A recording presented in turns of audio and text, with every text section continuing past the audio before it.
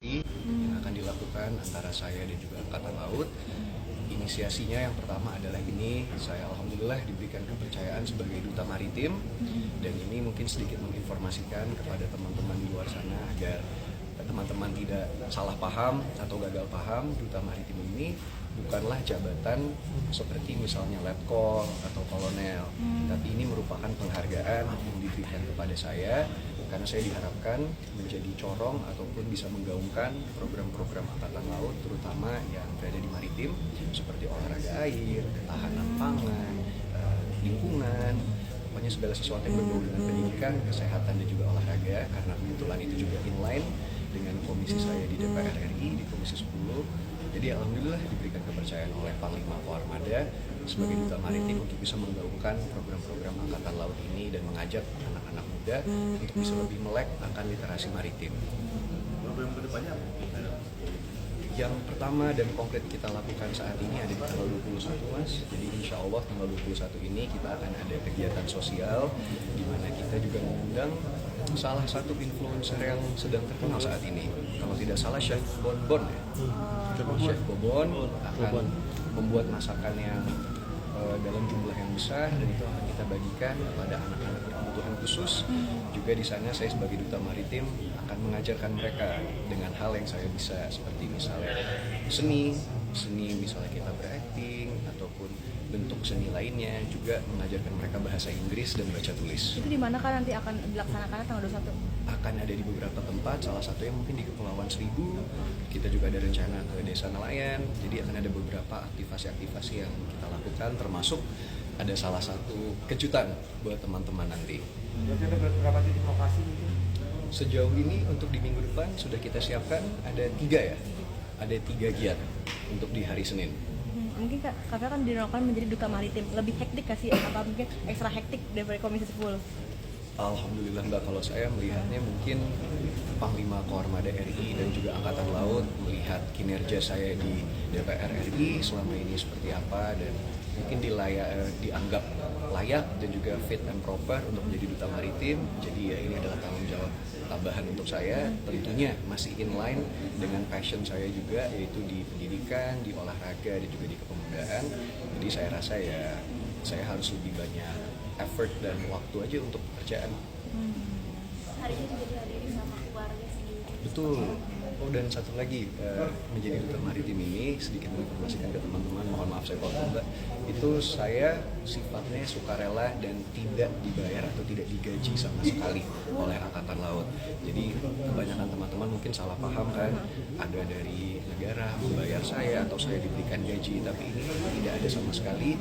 Saya secara sukarela menerima jabatan ini tanpa ada biaya apapun. Awal sendiri diminta, kayak pertimbangannya gimana sih Kak Fera? Pertimbangannya adalah menurut saya ini menjadi salah satu tanggung jawab saya sebagai wakil rakyat.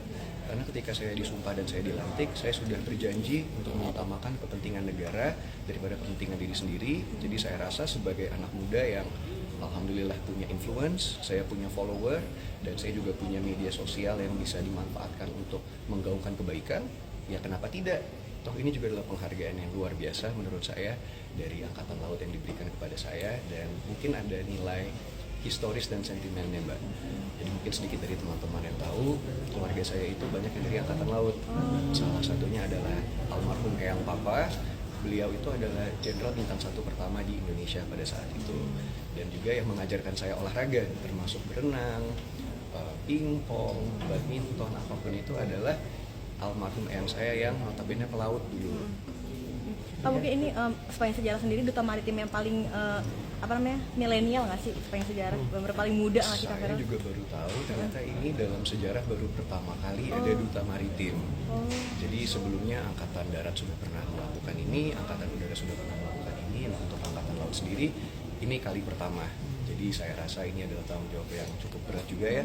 Banyak pembuktian dan pekerjaan yang harus saya lakukan, karena bagi saya ini bukan hanya sebuah simbol atau bukan hanya sebuah jabatan yang dikasih, tapi ini adalah panggilan hati dan bentuk pengabdian dan pembuktian saya terhadap tanggung jawab yang dikasih ini. Kan berarti bisa dibilang Eyang itu menjadi role model kamu juga nggak sih di saat dulu, dan dulu pernah jadi itu cita-citanya pengen jadi maritim nggak sih? Betul. Menjadi ini abdi negara maksudnya.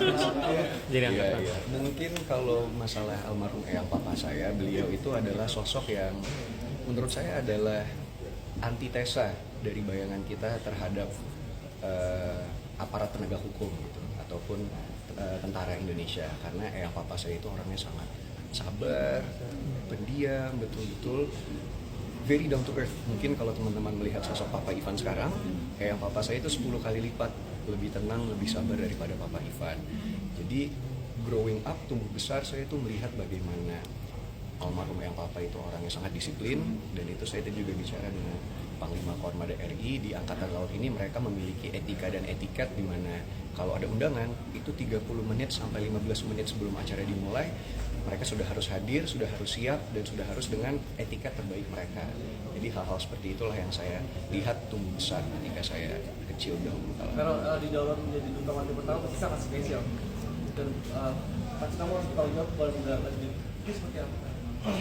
Ya, seperti yang saya katakan sebelumnya, ini secara historis, secara sejarah ini pertama kali ada duta maritim, jadi tanggung jawabnya tentu sangat besar.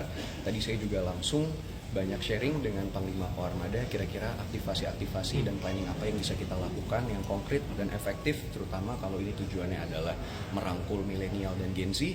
Yang paling efektif itu apa? Untuk kita bisa berdialog dan berkomunikasi sama mereka. Jadi kita langsung mulai start kerja dari Senin depan, tanggal 21. Nanti kan ada beberapa kunjungan ke beberapa tempat. Ada lokasi yang diprioritasi seperti mungkin yang penduduknya kurang kupi segala macam. Tentu. Seperti yang saya bicarakan tadi, prioritas saya adalah tentu karena duta maritim, kita akan fokus ke daerah-daerah maritiman.